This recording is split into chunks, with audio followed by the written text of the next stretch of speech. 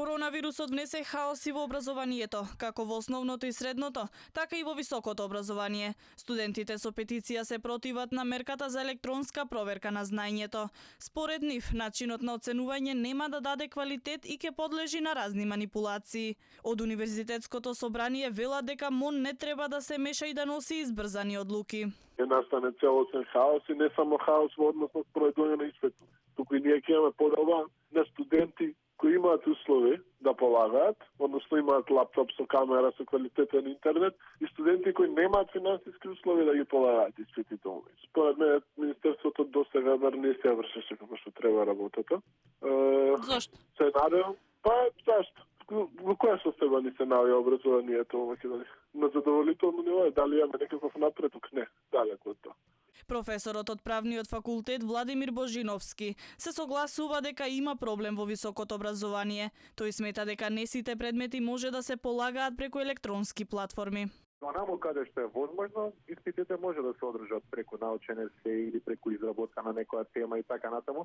Онаму каде што е тоа попроблематично, може би подобро да се остави до јуни, па после да се иде на одредено решение. Наставниците исто така се против електронското оценување.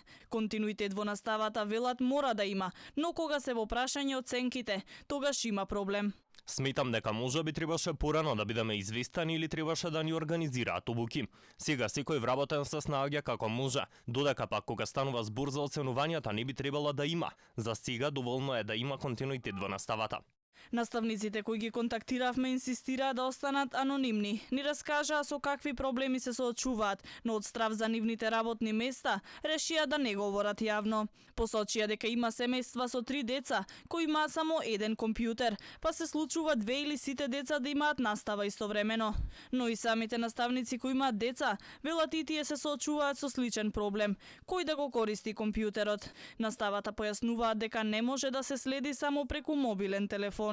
Децидни се дека со тестирање онлайн ќе има многу пропусти и врз основа на тоа велат во прашање се доведуваат оценките, односно колку тие би биле реални. Инаку во мерката стои дека проверката на знаењето во основното, средното и високото образование ќе се врши преку видеоконференциски платформи, електронска пошта и други видови електронски платформи.